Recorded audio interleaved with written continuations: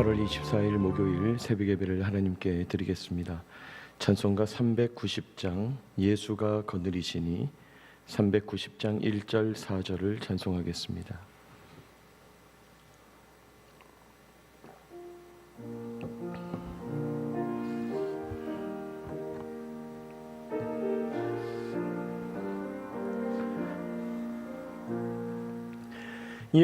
예수가 거느리시니 즐겁고 평안하구나. 주야의 자고 깨는 곳 예수가 거느리시네. 주 날 항상 돌보시고 날 친히 거느리시네. 주 날 항상 돌보시고 날 친히 거느리시네. 이 세상 이별할 때에 마귀의 권세 이기네. 천국에 가는 그 길도 예수가 거느리시네. 주 날 항상 돌보시고 날 친히 거느리시네. 주 날 항상 돌보시고 날 친히 거느리시네.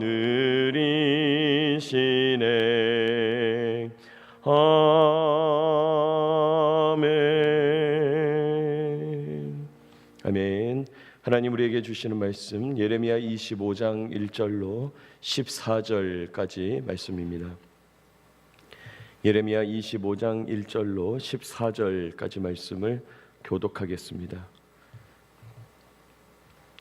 25장 1절을 제가 먼저 읽습니다.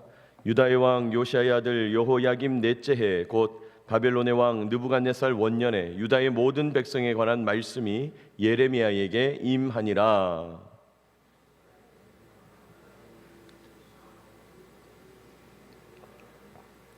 유다의 왕 아몬의 아들 요시야 왕 13째 해부터 오늘까지 23년 동안 여호와의 말씀이 내게 임하기로 내가 너희에게 꾸준히 일렀으나 너희가 순종하지 아니하였느니라.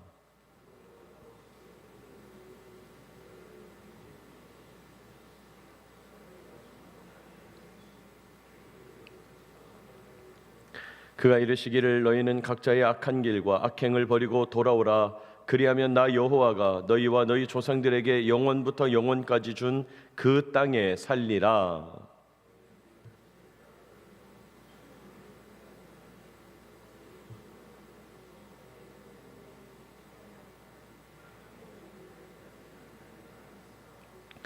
너희가 내 말을 순종하지 아니하고 너희 손으로 만든 것으로서 나의 노여움을 일으켜 스스로 해하였느니라. 여호와의 말씀이니라.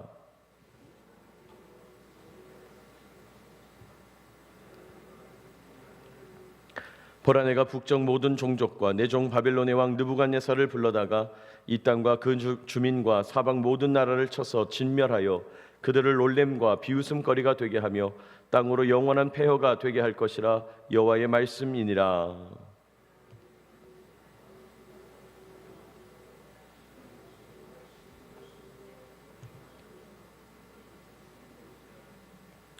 이 모든 땅이 폐허가 되어 놀랄 일이 될 것이며 이 민족들은 70년 동안 바벨론의 왕을 섬기리라.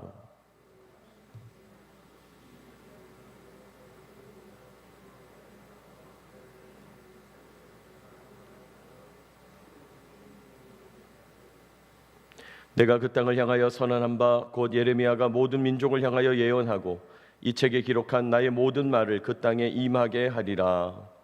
그리하여 여러 민족과 큰 왕들이 그들로 자기들을 섬기게 할 것이나 나는 그들의 행위와 그들의 손이 행한 대로 갚으리라.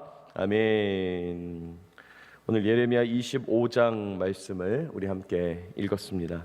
앞서 나왔던 24장과는 다른 여호와의 말씀, 또 다른 예언이 예레미야에게 임하게 된 거죠. 여러분 오늘 본문 1절 보시면요, 유다의 왕 요시야의 아들 여호야김 넷째 해라고 말씀합니다. 여호야김 넷째 해. 그러니까 여호야김이 왕이 된 지 4년 된 해인데 그때가 언제냐? 곧 바벨론의 왕 느부갓네살 원년에, 이렇게 말하죠. 여러분, 느부갓네살 원년이다. 느부갓네살이 처음 역사의 무대에 등장할 때다. 그렇게 얘기하죠. 여러분, 오늘 우리가 25장은 여호야김 왕의 4년 넷째 해인데 우리 바로 앞에서 묵상했던 24장에는 뭐라고 되어 있습니까? 여호야김 왕이 죽고 여호야긴이 왕이 되었다가 포로로 끌려갔을 때, 이렇게 돼 있죠. 그 포로로 끌려갔을 때 벌써 이때로부터 7년이 흘렀던 때예요. 여러분, 우리가 제일 처음에 예레미야를 묵상하면서 우리 그런 이야기를 소개했죠. 예레미야는 연대순으로 기록된 것이 아니다는 거죠.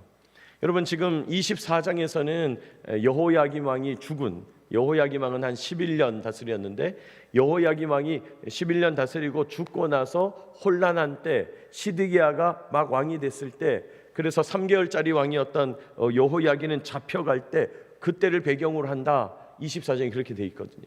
자, 그런데 오늘 25장에서는 여호야김 왕이 4년일 때, 느부갓네살 왕이 첫해 원년일 때 그렇게 말합니다. 여러분, 이 느부갓네살 원년이라는 것은 이 느부갓네살 왕이 세계사라고 하는 큰 무대에 본격적으로 등장하던 그 해이죠. 여러분, 이때는 4년 전과 관련이 있는데 4년 전에는 이 느부갓네살의 아버지였던 나보폴라살이라는 사람이 애굽의 왕 바로 느고, 여러분 애굽 왕은 파라오라고 부르잖아요. 그 파라오를 이제 바로라고 우리 성경은 옮기는데, 그 느고라고 하는 바로 느고와 갈그미스라는 곳에서 국제 전쟁을 한번 대판 붙은 거죠. 그때 첫 번째 대판 붙었을 때 승부를 보지 못했는데 그 바로 느고가 예루살렘 또 유다 왕을 지나갈 때 요시야가 죽게 되는 거죠. 그 국제 전쟁의 소용돌이에서. 그리고 이제 그때 승부를 못 봤는데 그 뒤에 4년 뒤에 갈그미스 전쟁이 한 번 더 일어나게 될 때 아버지 나보폴라살의 뒤를 이어서 느부갓네살이 역사의 무대에 등장하게 되고, 느부갓네살이 바로 느고를 이기게 되고 그 여세를 몰아서 오늘 이 예루살렘에 침공하게 되는 그런 이야기를, 배경이 오늘 이야기의 배경이 되는 거죠. 여러분, 제가 이 새벽에 복잡한 설명을 드려서 아유 머리 아프다 할 수 있지만은 뭐 우리가 다 그것을 기억하지 못한다 할지라도 우리가 제일 처음에 했던 것 기억나세요? 요시야 길게 재임했고, 여호아스 짧게 3개월, 여호야김 11년 했고, 또 여호야긴 3개월, 시드기야 11년 하고 나서 나라가 망했다. 이 순서만 잘 외우고 있으면 예레미야를 읽어낼 수가 있다는 거죠. 아, 지금 오늘 말씀이 어디쯤에서 말씀하고 있구나. 오늘 이 역사의 무대에 느부갓네살이 급부상해서 나타나고, 느부갓네살이 첫 번째 예루살렘을 침공하고 나라가 큰 어려움에 빠졌을 때 하나님이 주신 말씀인데, 이 말씀의 내용을 묵상하고 오늘 우리에게 주시는 교훈 깨닫기를 원합니다. 첫째로 하나님께서는요, 느부갓네살이 부상하고 느부갓네살이 침공하는 이 모든 일들이 유다 백성들의 불순종 때문이다고 분명하게 선언합니다. 유다 백성들의 불순종 때문이다. 지금은 느부갓네살이 신흥 바벨론 제국의 왕이 되고 국제 전쟁에서 승리하고 그 여세를 몰아서 예루살렘으로 침공하고, 그래서 하루아침에 애굽의 속국으로 살던 유다 나라가 바벨론의 속국으로 살게 되는, 눈치 봐야 되게 되는 그런 어려운 때가 지금 펼쳐지는데, 이것은 하나님이 하신 일이다, 하나님의 심판이다, 하나님의 재앙이다, 결국 하나님 말씀에 불순종했기 때문이다, 분명하게 말씀하는 거예요. 여러분 2절 보세요. 선지자 예레미야가 유다 모든 백성, 예루살렘 모든 주민에게 말하여 이르되, 3절 유다의 왕 아몬의 아들 요시야 왕 13째 해부터 오늘까지 23년 동안, 지금 예레미야가 23년 동안 하나님의 말씀을 꾸준히 말했는데 순종하지 않았다. 내가 벌써 23년 동안 선지자 노릇하고 있는데 그렇게 계속해서 권면하고 예언으로 증거하고 하나님께 순종하라고 말을 전했는데 너희들 끝까지 불순종했다는 거예요. 4절, 그러므로 여호와께서 그의 모든 종 선지자를 너희에게 끊임없이 보내셨으나 너희가 순종하지 않았으며, 또 나오죠, 순종하지 않았으며, 불순종을 계속 강조합니다. 나뿐이냐 말이죠. 하나님께서 참으로 많은 선지자들을 하나님의 종으로 너희에게 보냈는데 순종하지 않았다. 불순종의 결과다. 자, 그러면 어떤 말씀을 하셨길래 불순종했냐? 그게 5절 6절이죠. 주님이 주시는 말씀, 그가 이르시기를 너희는 각자의 악한 길 악행을 버리고 돌아와라. 그리하면 내가 너희에게 영원부터 영원까지 준 땅에서 살겠다. 6절, 너희는 다른 신 따라다니거나 섬기거나 경배하지 마라. 너희 손으로 만든 거 노염을 일으키지 마라. 그러면 내가 너희에게 해를 주지 않겠다. 하나님께서 주신 이 계명, 이런 계명을 주셨는데 이런 계명을 주셨음에도 불구하고 불순종했다는 거예요. 8절, 그러므로 만군의 여호와께서 이와 같이 말씀하시니라. 내 말을 듣지 아니하였느니라. 불순종했다. 듣지 않았다. 그럼 어떻게 되냐? 9절 같이 한번 읽어볼까요? 9절 시작. 보라, 내가 북쪽 모든 종족과 내 종 바벨론의 왕 느부갓네살을 불러다가 이 땅과 그 주민과 사방 모든 나라를 쳐서 진멸하여 그들을 놀램과 비웃음거리가 되게 하며 땅으로 영원한 여호와의 말씀이니라. 너희들의 이런 불순종의 결과로 느부갓네살이 온 거다. 그 불순종의 결과로 느부갓네살 왕의 침공, 예루살렘의 패배, 바벨론 나라의 속국, 이런 여러 가지 일들이 일어났다. 주님 말씀하고 있는 거죠. 여러분, 내 일상에서 일어나는 모든 일들은 하나님과의 관계 속에서 해석되어야 됩니다. 여러분, 예루살렘에서 지금 느부갓네살이 국제전쟁 가운데 부상하고 예루살렘을 침공하고, 그거 다 국제정치예요. 그거 국제정치의 소용돌이에 지금 휘말리는 거예요. 여러분, 애굽을 섬기고 있었거든요. 유다는, 특별히 여호야김 왕은 자기가 왕될 때 애굽 왕이 왕을 시켰거든요. 그래서 계속 애굽의 눈치만 보고 있었는데 갑자기 패권이 바뀌고 갑자기 침공이 일어나고 갑자기 예루살렘 패배하고 많은 사람들 포로로 끌려가고, 그러니까 어쩔 수 없이 바벨론의 눈치만 보게 되는 거죠. 극심한 혼란이 일어났겠죠. 이 모든 극심한 혼란 왜 일어나냐? 뭐가 문제냐? 군사력이 약하다. 애굽만 일방적으로 우리가 바라보고 있었던 게 문제였다.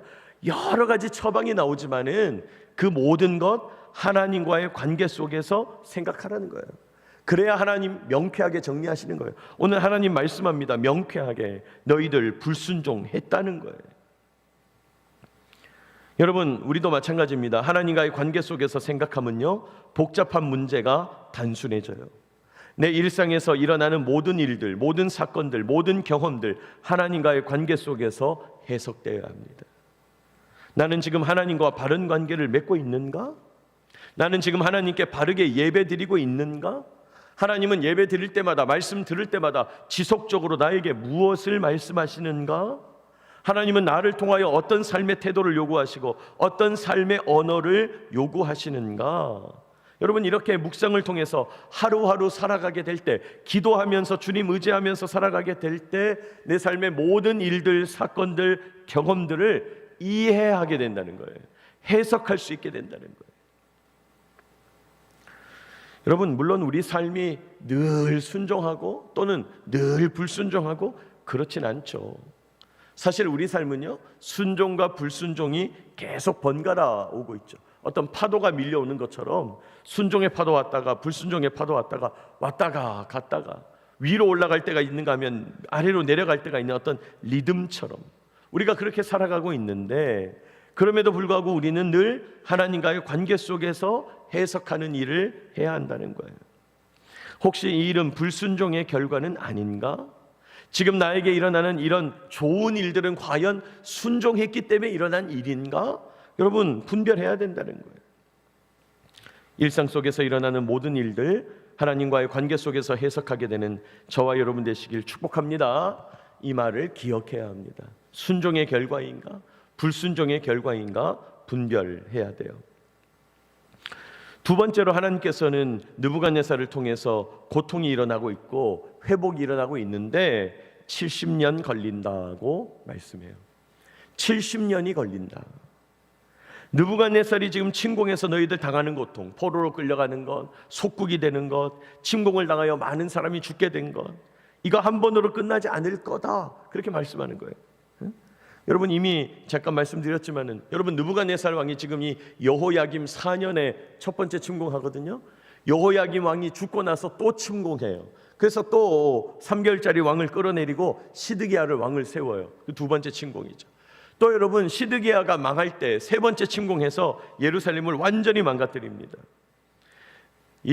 지금 여호야김 왕 4년 때 침공했을 때는 다니엘과 세 친구를 포함한 포로들을 끌려가.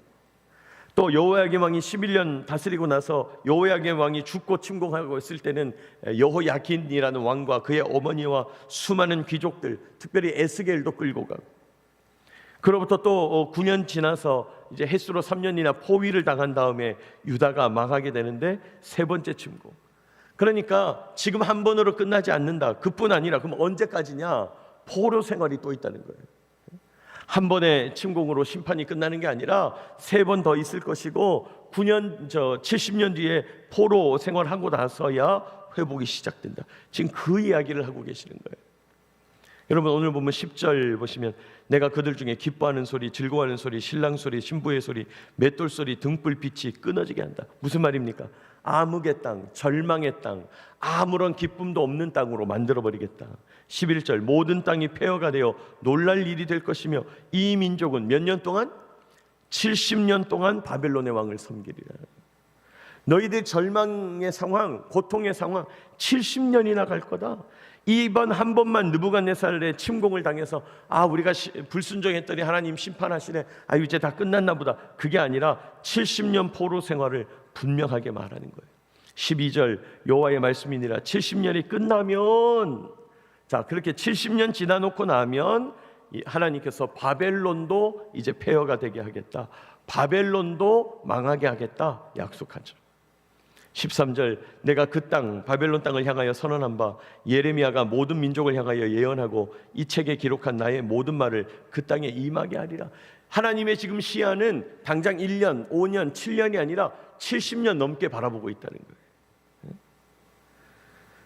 여러분, 하나님은 유다 백성들이 당시로서는 생각할 수 없는 시간 70년을 말씀해요. 여러분, 70년이 어떤 시간입니까?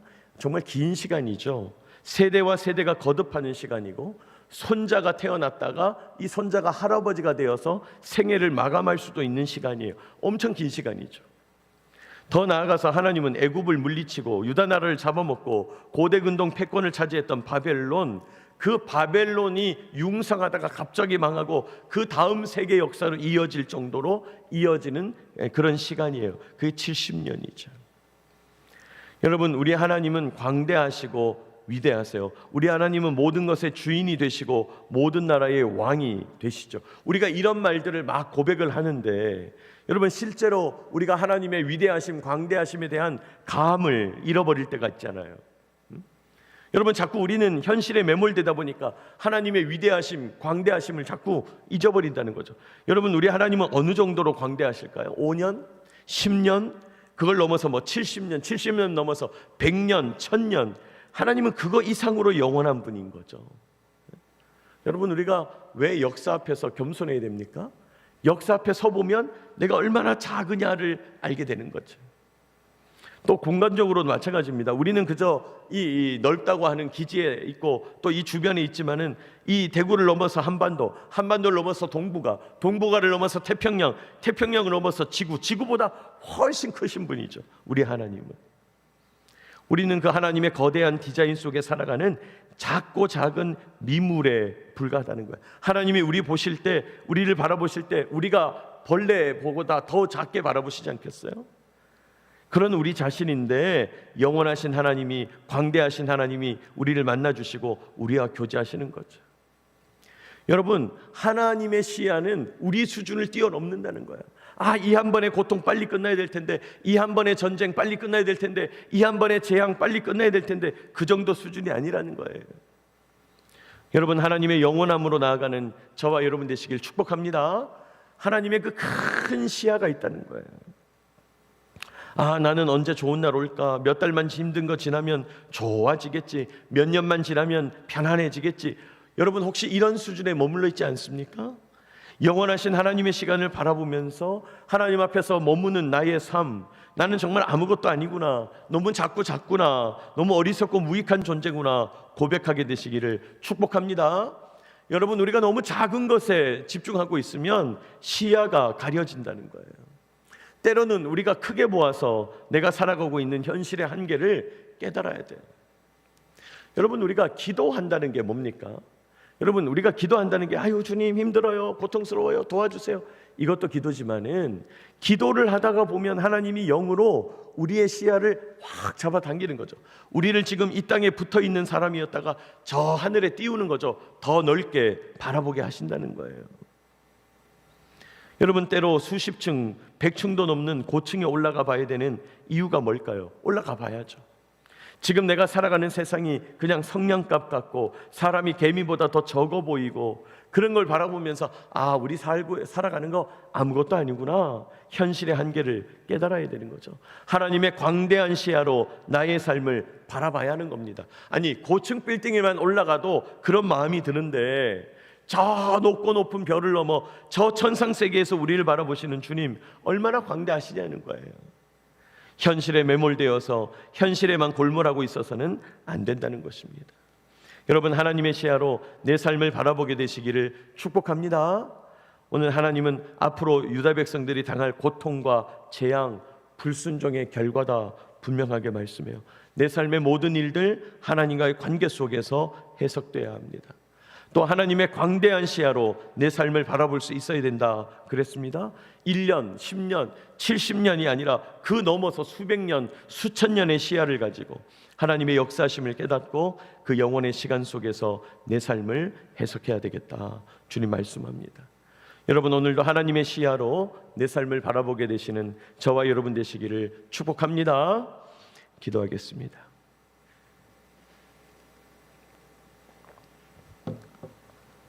거룩하신 하나님, 은혜와 사랑을 감사합니다. 오늘도 이 아침 저희에게 말씀하여 주시고 유다 백성들이 당하는 고통과 재앙, 불순종의 결과임을, 모든 일이 하나님과의 관계 속에서 해석되어야 될 것임을 깨달아 알게 하여 주시니 감사하고 찬송합니다. 주님, 저희들은 연약합니다. 저희들은 어리석습니다. 현실에 매몰되고 시야가 좁혀져 있어서 하나님의 그 광대한 시야, 우리 역사의 면면이 흐르는 또 이 우주공간 전체보다도 광대하신 주님을 잊어버릴 때가 너무나 많습니다. 하나님, 하나님의 시야로 내 삶을 바라보고 해석하게 되기를 소망합니다. 인도하여 주시옵소서. 오늘 주신 이 말씀의 내용을 붙잡고 이 아침도 주님께 기도하며 간구할 때 하나님 저희에게 말씀하여 주시고 주님의 음성 들려주시기를 간절히 소망합니다. 거룩하신 주님, 오늘도 이 아침 주님께 나와 기도하며 간구하며 주님의 삶에 주님께 내 삶을 의탁하는 주의 여종들과 남종들, 주님 귀한 성도들이 여기 있습니다. 하나님의 시야를 이 시간 허락하여 주시고 하나님, 우리의 삶 모든 것을 돌이켜볼 때에 하나님과의 관계 속에서 하나님의 뜻을 분별할 수 있도록 인도하여 주시옵소서.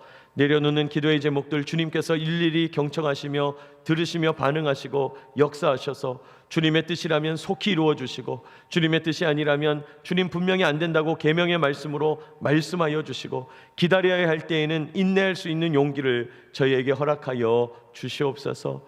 주님, 오늘도 이 기지를 주님께서 눈동자와 같이 보호하여 주시기를 원합니다. 하나님, 이 기지에서 함께 일하는 수많은 장병들, 군무원들, 또 함께 일하는 여러 지체들, 생명들 기억하여 주시고 아버지 하나님, 오늘도 이 대구 기지에 담을 불말과 불병거로 주님 영적으로 안보하여 주셔서 지켜 보호하여 주시옵소서.